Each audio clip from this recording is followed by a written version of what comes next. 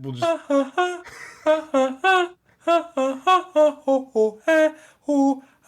Welcome to the Weasel. Welcome to the Weasel. Whip out your dicks and shove them in your ass. Welcome to the Weasel with Mike and Jonah. Hello, people of the podcast.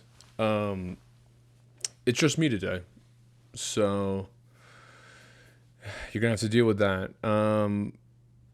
These solo episodes are intimidating, I think, for both Mike and I. But I mean, I think typically we're so used to having each other to bounce things off of, or to react when we say a funny thing, or when even when we don't say a funny thing, like the other one still is like we're like bros enough to give him a ha ha. And that's not the case in this one. If I say something stupid, no one's gonna call me out on it. If I say something,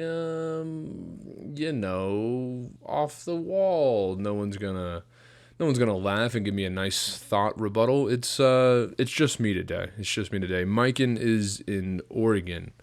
The man has touched down onto U.S. motherfucking soil. And I am fucking pumped about that. And 1 week from today, he will be in my house.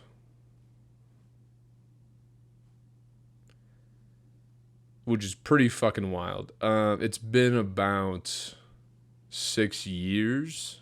I did the math earlier. Since we've seen each other in the flesh. Obviously, we started this podcast like 3 years ago. So we've never done a podcast in person together. And I assume we will be doing a lot of them or none of them. I don't know. I don't know how that time's going to go. Are we gonna want to be like, dude, let's record. Let's fucking record this shit. Or we'll be like, but dude, let's just enjoy each other and each other's presence, soak each other in. And then go that way. Somehow, I think I'm leaning more toward the podcast. Like, we're definitely gonna podcast with each other. Almost the whole time. We're buying super fucking expensive mics. And I mean, just not that they're expensive is the reason why we're doing it, but we're buying mics finally that are directional, so that we can have conversations with people in the same room as us. We kind of started ass backwards this podcast, as I'm sure if you've listened to any number of our beginning episodes, you can tell. But we have done this entire podcast virtually, or over the internet. And most podcasts probably start in person, and then, some guests, they move, all right, we got to get some guest on Zoom or whatever the fuck. We did it completely backwards. We're doing all virtual, and then I think I don't know, probably like 80 weasels now. And this will be the first time that me and Mike have ever been in the same fucking room together recording it. And I'm pretty happy about that. I'm pretty happy about the way the podcast has been going. I mean, the podcast itself is like, I've definitely neglected, because I've been handling some big business shit wise of the podcast, and that's almost an excuse of why I could have been doing both easily, but I'm giving myself the excuse of I've been handling some big business shit. So now we officially are an LLC, which is cool, and we have a fucking bank account. Like, I have excuse me. I have in my pocket a fucking Weasel Productions debit card. Like, it says Weasel Productions on a card. Like, that's pretty fucking a fish. So that's the kind of shit I've been working on. You know, I'm trying to slowly get the actual business side of this podcast up and running. Whereas it was just like a hobby that me and Mike did for a long time. And now I'm trying to actually be like, okay, cool. Let's fucking organize some shit. Let's fucking sign documents and, you know, open bank accounts and fucking, you know, have a marketing meeting. I don't know. We don't do that. That we haven't even talked about that, but something we probably should fucking talk about. Honestly. But that's all to say that Daddy's been neglecting making clips and shit, which I need to get back to for sure. But again, probably not in the next few weeks. The next few weeks are going to be pretty chaotic. I'm getting married in about two weeks, 15 days from now. I'll be getting married. Mike will be here a week from now. We'll probably record a bunch, but not have the time to edit these and get them posted in a timely manner, which, I mean, hopefully you guys understand. You live lives and you're fucking busy doing shit sometimes. And that's the same kind of shit that we're doing, except we're doing that shit and trying to do this shit, and sometimes some shit gets lacking. So, I'll be entertaining Mike and getting married, and then I'll be on my honeymoon for the next 3 weeks. In that order, in that priority. So, there might be more of these solo episodes. We might be posting a bunch. I don't fucking know. But one thing I know that you are all very fucking curious about is my hemorrhoid update, and I've actually gotten a few people that have asked me that I have not told that I've had hemorrhoids, and they've been like, "Bro, I listened to your episode. How's those hemis doing?" And it got worse, and now it got better, I think. Even as I say that, I felt like a ping of pain radiating up from my asshole. But like a dull pain, you know, like I don't know if I've made it up or not. I'm nervous. In summary, the hemorrhoids have shrank quite a bit, but they're definitely still fucking there. Definitely still there. I looked into some alternative ways of dealing with hemorrhoids, and my favorite by far was I called this a direct approach, and it's similar with skin tags. If you've ever dealt with those, you can buy this device that essentially you can slide a very, very fucking tiny rubber band around your I don't know, skin protrusion, to put a general term on it, around your skin protrusion, and then it sucks onto the base, collapses in on itself, and then cuts off the blood supply to whatever the fuck gargantuan growth is stemming from you. And then slowly over time, or the next couple days, it cuts off the blood supply, the thing shrivels up, and it falls off. I was wanting to do that myself with my asshole hemorrhoids, but I ran it by Janie, and that's probably where I fucked up. Honestly, I shouldn't have ran it by her. I should have just done it. I should have. I feel like I would have needed her for this procedure, though. Hard to get a tiny rubber band around your own hemorrhoid. And you gotta have a real close friend to do that for you. And she's my closest friend that would do that for me. Not that I don't have friends that I would ask, Like, I have a bunch of people that I would ask, hey, would you mind putting a tiny rubber band around my asshole hemorrhoid?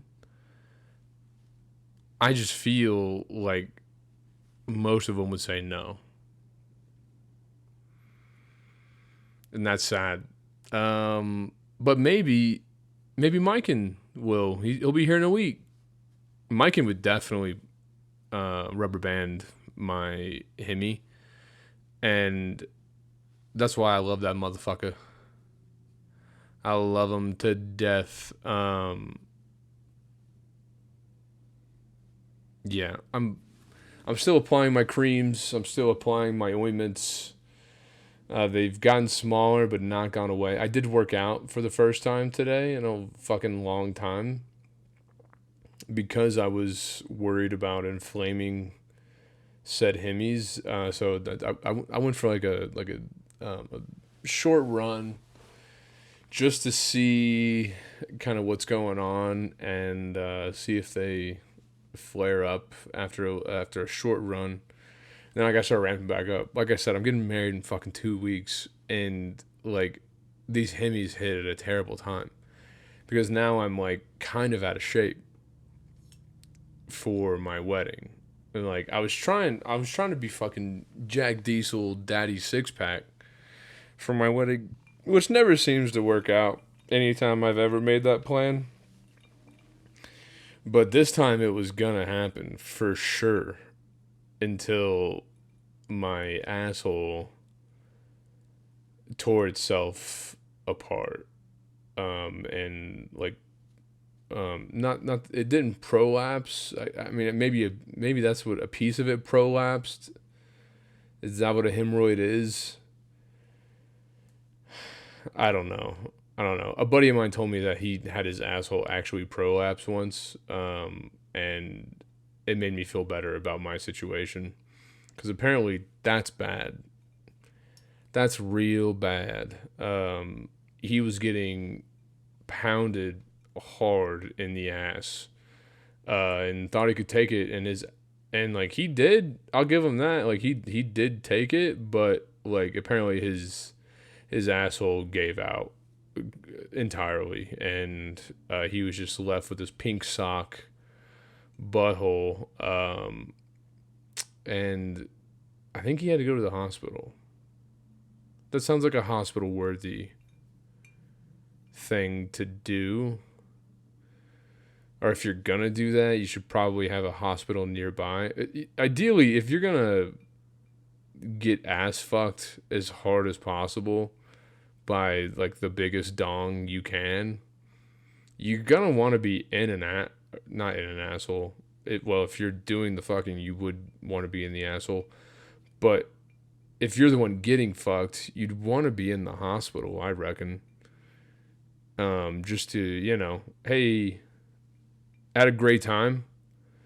The cum is still draining off of my pink sock, but hey, doc, I need you to, I don't know, fucking just push it back in, or I don't know, maybe get some tape and fucking kind of like it's kind of like when like a closet's too full, and you just you keep putting stuff in it, and then you just gotta kind of slam the door real fast.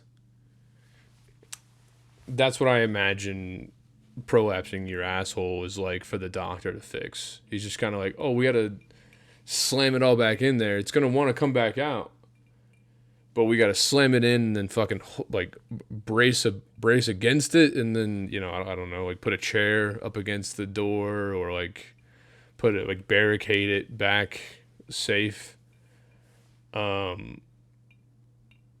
a bit at least. I'm just saying that's how I would solve a prolapsed asshole. Is that makes the most sense. Like you gotta get it back in there. So you're just going to push it in and not let it come back out for a while until the problem goes away. I'm sure it's more sophisticated than that now, but that's how our forefathers did it. I imagine the first time your tribal doctor somebody waddled in with their asshole hanging out of their body, I bet his first thought was, "We got to get that back in you. If you're gonna go on, we got to get that back in you, man. We can't just let that hang out there. Let's get that back in, and I don't know, maybe we just hold it there for a while and see what happens." Like that, like that's how the scientific method works, and like that's how medicine was started. Was, fuck, we got this problem, and I got an idea. Let's give it a shot. Uh, and I think that's historically accurate. But yeah, what else was I gonna say? I wrote down some things. I'm excited for Mike to come. Of course, we're gonna hang out a bunch. We're gonna kiss each other on the lips. I can't wait to see him. It's been 6 years. My Actually, the last time I saw him was, I was living in Texas, and my ex girlfriend was like, "Hey, we're going on a trip." I was like, "All right, yeah, where?" And she was like, "Can't tell you." And I was like, "Okay, that's cool. Don't. All right, fine." She's like, "I got it all. I got it all booked. Got hotels booked. Got flights booked. We're going." And I was like, "Okay, cool. Yeah, I'm good with that." I had a feeling it was to go see Mike in somewhere, just because it had been a while since I've seen him. But I wasn't sure until we got to the airport and it said Portland, Oregon that we were flying to, and I was like, "We're gonna go see my boy." And see my boy, we did. We met up with Cody, one of my other grooms dudes, and Mike, and then we literally just shared a hotel in Portland and smoked weed out of like this like barely open window because it was just like pouring rain the whole time, very Portland-esque. Smoked weed out of a window and like tried to go on a hike, but got rained out, I think, too. I barely remember that whole fucking trip. Kind of wild. But that was the last time I saw him, and that was a long time ago. And I'm excited to spend a week with him before our wedding even happens. Then we got my bachelor party. Very excited to get the homies together. I got my suit delivered today. Speaking of the homies, though, I should tell you guys what happened this morning. So, a friend of the show, Brianna, good friend of mine. She's one of my big homies in my wedding. And if you listen to any of the episodes with Brianna, I think you could tell that she tends to fall on the liberal side of the political spectrum. Very, very liberal. She's, I don't know, she's kind of an enigma herself. But yeah, guns is where I'm going to. Guns. She's been super against guns for a while. Never shot a gun before, and I, obviously with my background in teaching, people's safety and proficiency with guns, I've always told her in our entire friendship together, which has been fucking about 6 years. I was like, "Hey, like, let's go shooting. Let's go shooting. I'll teach you. There's literally not a better fucking person on this planet more qualified to teach you how to shoot than myself." That's not true. Sorry. On this planet is a bit of a stretch. There's people definitely more qualified for me on this fucking planet.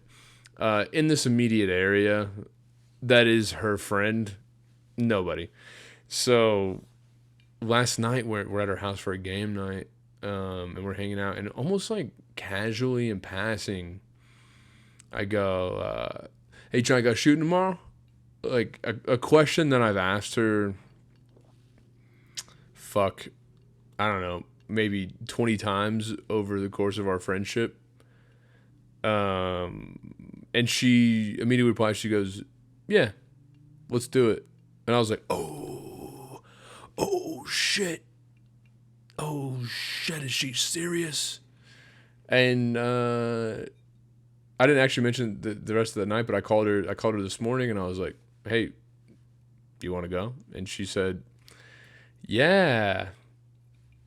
And I was like, cool. So she was a little nervous for sure. I think that's kind of a lot of what, if you've never shot a gun before, it is nerve wracking, especially in this country. I would dare to say is a little more nerve wracking just because we have so fucking much gun violence, and like every time there's a shooting, it's fucking news. Which I mean, I guess I'm not saying that it shouldn't be news, but it's always news. Anytime anybody fires a gun into a crowd, I get it. It's news, but it's resulted in, I think, a lot of people being very intimidated by guns, very fearful of guns, and not like fearful and intimidated and juxtaposed to the culture of people that do own guns responsibly and know safety and know how to use them. Blah blah blah blah blah. So finally, she's like, "Yeah, hey, let's go shooting." And I was like, "Let's fucking do it. Let's fucking go." And so we went this morning, and we just shot my Glock. I think she had a good time. I definitely systematically took her through it, right? Like I didn't. My kind of philosophy is like, before I even put a bullet in like anywhere near the chamber, we're spending like 45 minutes an hour kind of going over, like, okay, this is how you hold it, this is the safety, like these are the safety rules, this is how a bullet fires, this is what happens when you pull the trigger, it hits this pin, the pin strikes the back of the bullet, an explosion happens, it pushes the projectile out of the barrel through a series of rifling, ejects the brass cartridge out of the gun in that same motion as the slide goes backward, comes back forward, catches a new bullet, and loads it into the chamber. And I very much take time to explain all of this, explain, hey, this is how you fire. This is also if you do this is how it's not going to work. If you just put a magazine in but don't lock it to the rear, it's not gonna fire. Like there's no bullet in the chamber. So whatever. I'm kind of a nerd slash, like, I did that for a long time, and I think I'm a pretty good teacher for someone that is like intimidated by guns and like the culture surrounding guns. It tends to be a more conservative crowd. Like I mean, the fucking range we walked into today had a giant "Let's Go Brandon" flag in it, which I was like, come on, guys. Like I get it. I mean, don't the "Let's Go Brandon" thing is funny. It is funny. But if I'm trying to run a fucking shooting range in a liberal city, I'm probably, as a business owner, I'm probably not going to fucking flaunt that. I get it. That, like, it's kind of like he's the enemy of, like, trying to take away my guns, blah, blah, blah, blah, blah. Whatever.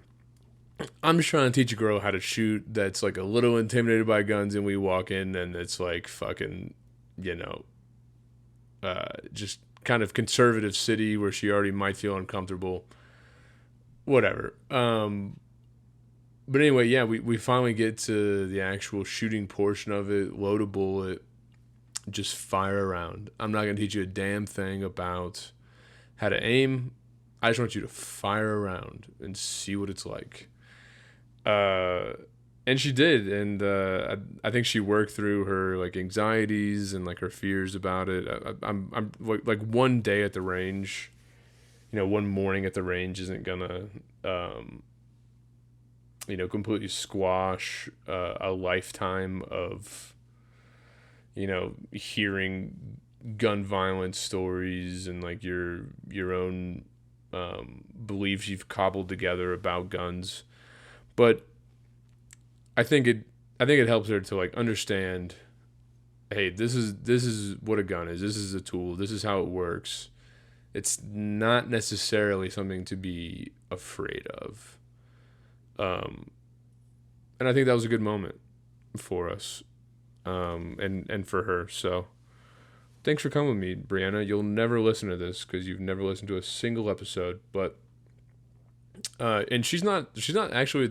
There's actually a few of my friends in Denver who are definitely more on the liberal side of the spectrum are like, hey, Jonah, you know guns? And I'm like, yeah. And they're like, I'm a girl that lives alone and maybe I should learn slash get one. And I'm like, all right, let's hit the fucking range. Hit the range, hit the range, hit the range, hit the range before you buy anything. So yeah, that was a good time this morning. Also, as I mentioned a couple times now, my wedding's coming up.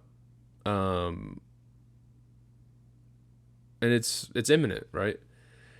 It used to be a thing of like I proposed to Janie,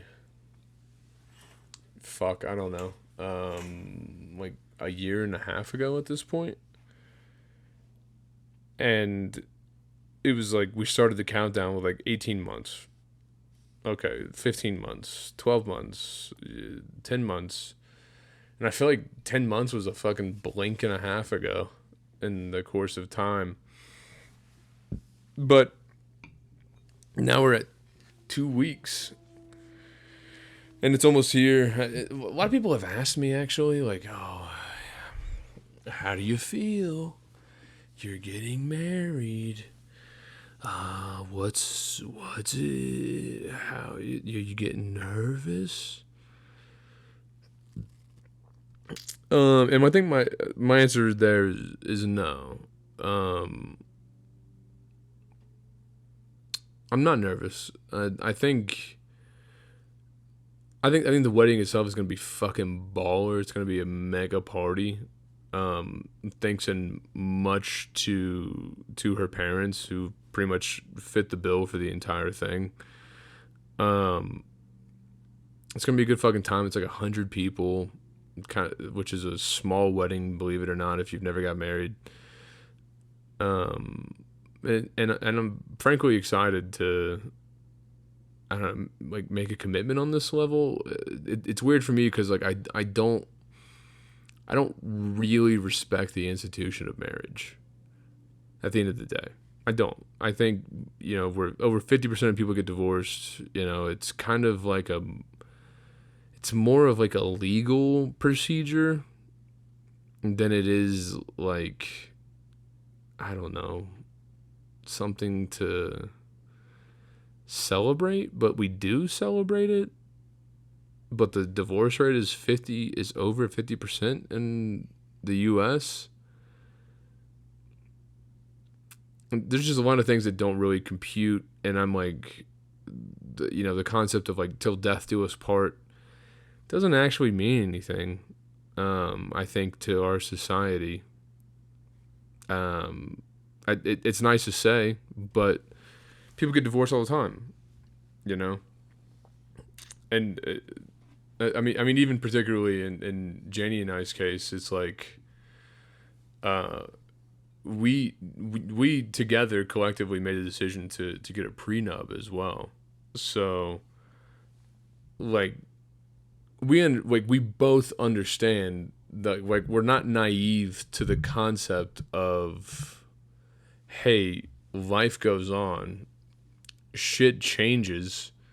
Yeah, fucking right now, Jonah and Janie get along swimmingly and everything's perfect. and like we love each other to death.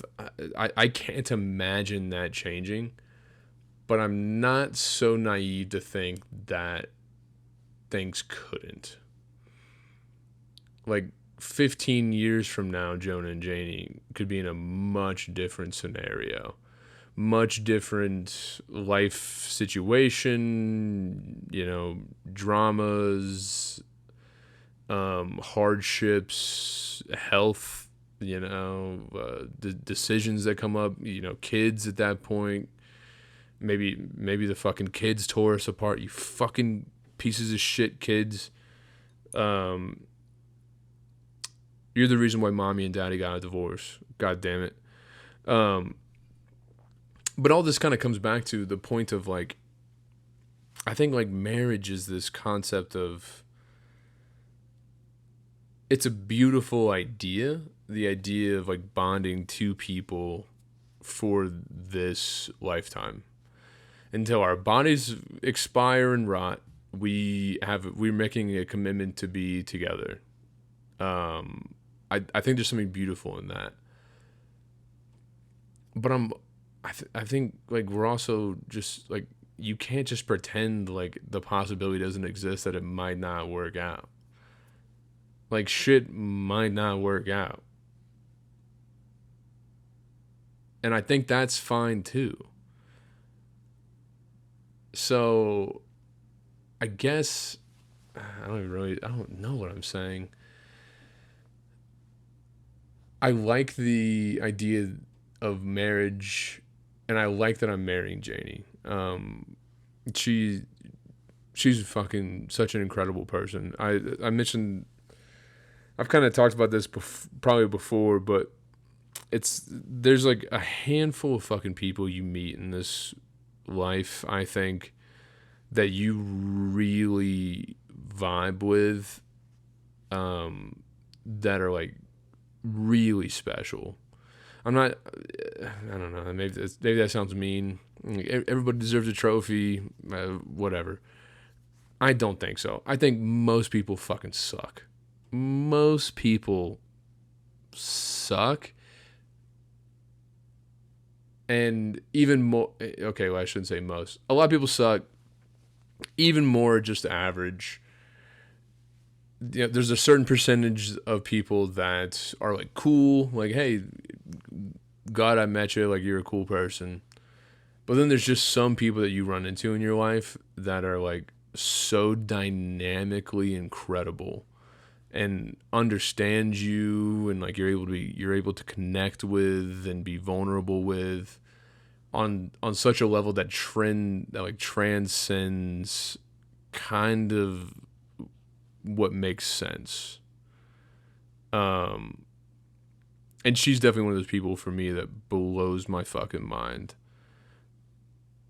And it's easy to get lost in like the mundane of like, go to work, I see her all the time, we take a shower, I see her naked, and I'm like, oh, that's nice, but then I'm fucking tired, and like, yeah, we have sex, of course, but not all the time, and it's just like, maybe I don't give her the time of day. I'm like, yeah, it was a good day, honey, I love you, good night. And you can kind of fall into the rhythm of that, and before you know it, like, you've started to neglect your partner. I don't ever want to do that. I don't know where I'm going with that. I was talking about marriage, and then the fact that I'm getting married in 2 weeks, and I kind of took a hard stance toward marriage, which I think is still true.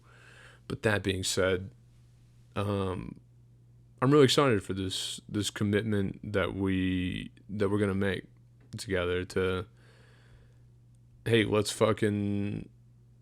do our best. That's probably a better way to put it. Let's do our best to be together and make each other as happy as possible, and kind of tackle this weird goddamn existence, this weird society, that we are kind of just born into and forced to deal with until we die together. Like, hey, like we're teaming up. we're fucking partnering up. This is my life partner, which sounds like I'm gay. Not gay. It's a woman, and we're gonna take on life together. Whatever the fuck comes at us, we're gonna do it as a team. And I'm really excited for that. For that continuation of our life post marriage. I feel like some people get locked up in the concept, maybe not the concept, the event itself. And the event itself is kind of fucking stressful. It's been like 18 months of planning for one day, not even a day, fucking like half a day. And I mean, and again, thankfully to her parents have kind of fit the bill for it to the point where like it's not like financially tying us down, which is where a lot of people I think go wrong. Like they want to get married, they want to spend the rest of their life together. And then the first thing they do is throw this fucking super nice wedding, and then you're immediately entering the number one reason for divorce, which is financial. I forget what the term is, but it's fucking money. Like we're fucking hey, money's tight. We don't have money. How do we use our money?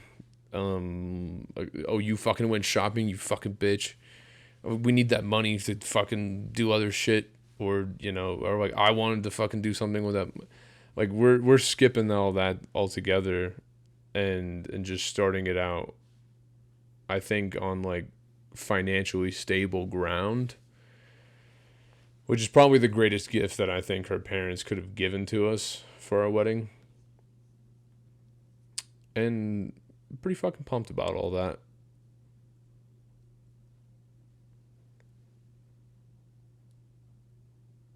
A lot to do. Gonna be a good party. If you're going, good for you. Because it's gonna be a fucking banger of a time. Super banger of a time. If you're not going, oh well, sucks to suck, nerd. Should have been better friends with me. I don't know. Like, yeah. I don't know.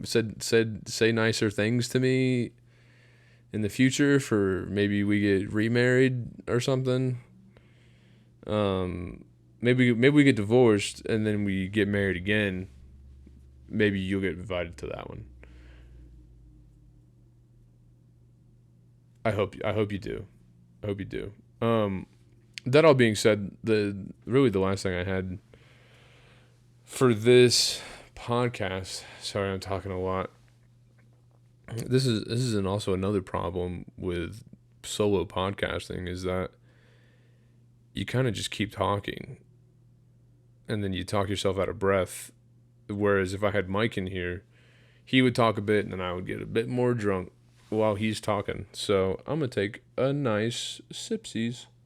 And Mike may or may not insert the sea shanty at this moment. I'm going to pee, so I hope he does.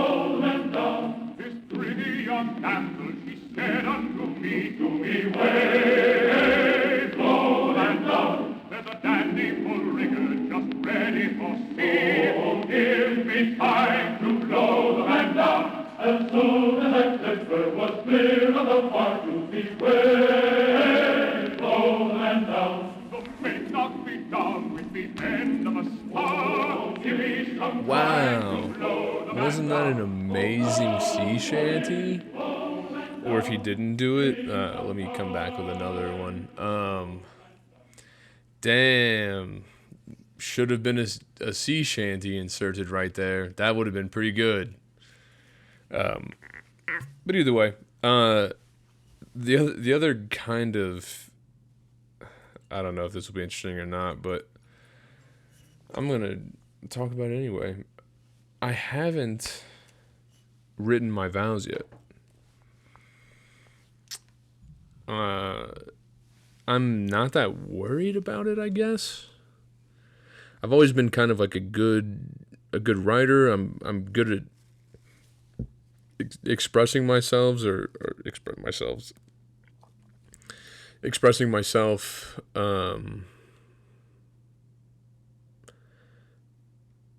in either written or like public speaking form. I'm not gonna wing it. I'm not a monster, but I'm not that stressed about it. Janie's vows have been written for like fucking 3 months, and she's still that's the part she's most nervous about for our wedding. Is she just like, what if I can't say my vows? Like, what if I like pass out? What if I fucking lock up? What if I don't know, I fucking seize? And I'm like, it'll buff. Like, don't worry about it. It'll be chill, dog. Meanwhile, we're 2 weeks out and I haven't even written mine. So I was gonna think about what I want to say right now,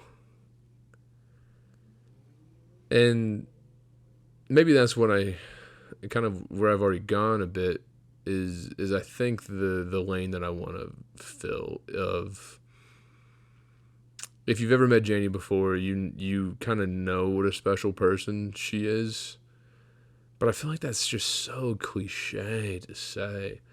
I'm marrying a super special person. I'm marrying my best friend. Janie's not my best friend, for the record. She actually prefers not to be my friend at all because I roast my friend savagely, and that girl can't handle it. So I'm just wondering how I can like make like some impactful vows,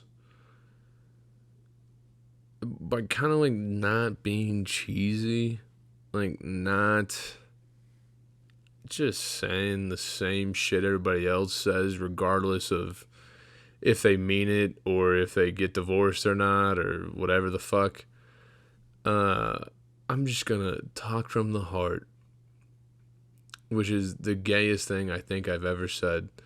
But I want to try. So let me try now. After a big swig of tequila.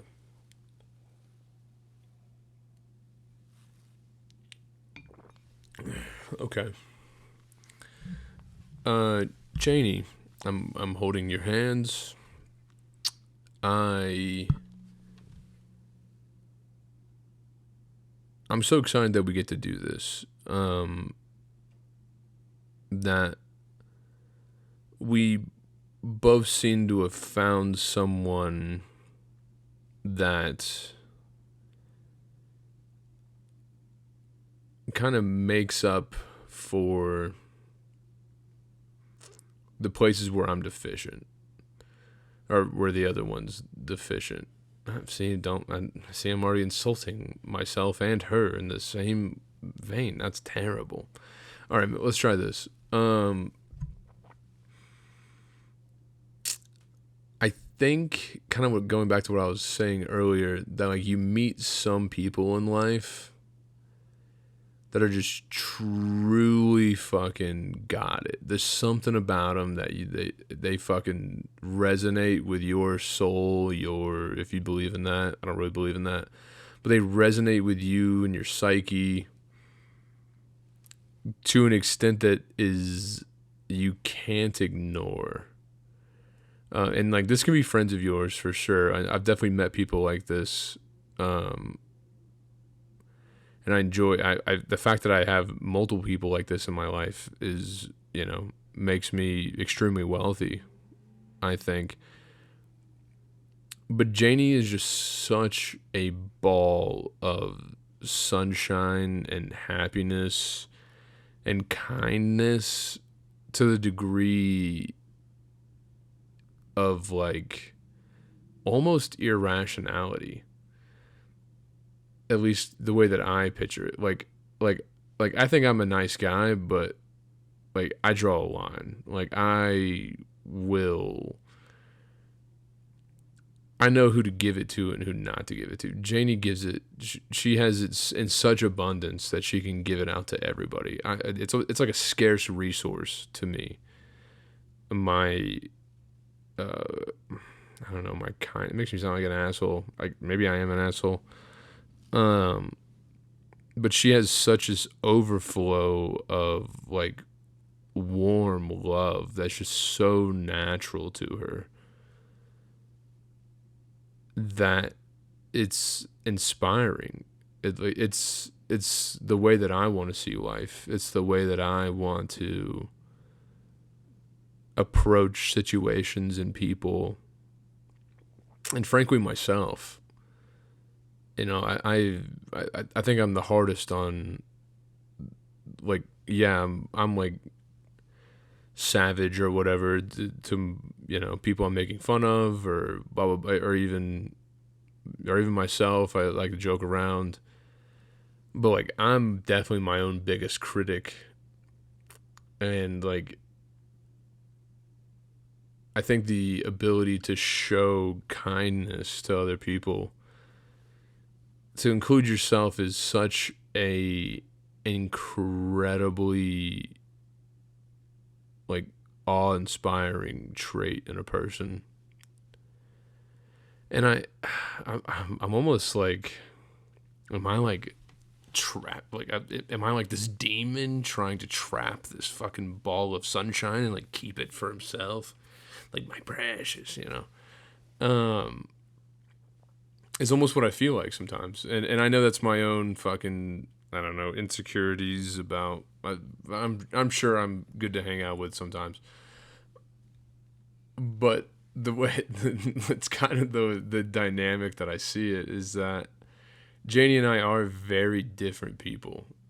We are, um, to follow the analogy, almost night and day. Like I'm very cynical and you know trying to like be witty and roasty, and it sounds like I'm just insulting myself now. Fuck, this is harder than I thought, guys. Wow, I need to write these fucking vows down. Probably pronto, son, because if this is any indication, it's not going well. I feel like I've mostly just either insulted her, myself, or both in this entire process. Um, but whatever. I'm gonna say something like that. I'm gonna say how fucking special she is, how she completes me, and how I'm excited to spend spend the rest of our lives together, ideally, and like her be the mother of my children, blah blah blah blah blah. All that's really nice stuff. I'm confident in our ability to handle conflict together. Is really what it boils down to, but that's not the romantic thing to say, right? Um, I'm when problems come up, our communication is good enough to get through it. Is a hard thing to write down in vows, but I'm gonna find a way to fucking do it. And yeah, that's that. We'll wrap it there. These solo episodes are hard. I gotta get better at breathing during them. Sorry if you heard me breathing into this mic. Um, Thank you for listening. If you made it this far, we will probably not do better anytime soon. Not gonna lie to you. The next month's gonna be kind of rough for the weasel, but we're really gaining some traction, some foothold. Like, we want to, bring on more guests, go on more podcasts, be more serious about our social media and our marketing, and try to build this motherfucker. We're trying to make something that's a goddamn thing.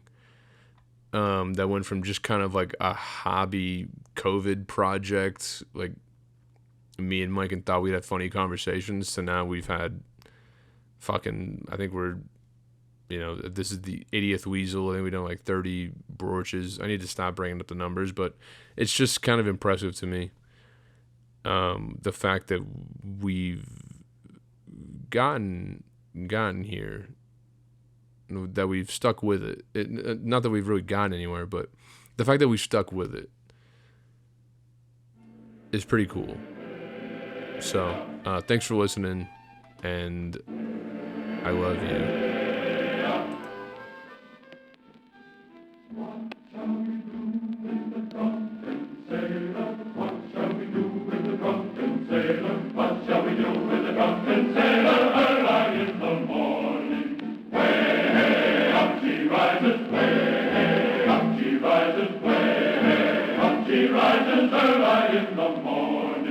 Temperance lectures will never help him. Temperance lectures will never help him. Temperance lectures will never help him. Early in the morning. Way, up she rises. Way, up she rises. Way, up she rises early in the morning. Put him in the brig until he's sober. Put him in the brig until he's sober. Put him in the brig until he's sober early in the morning.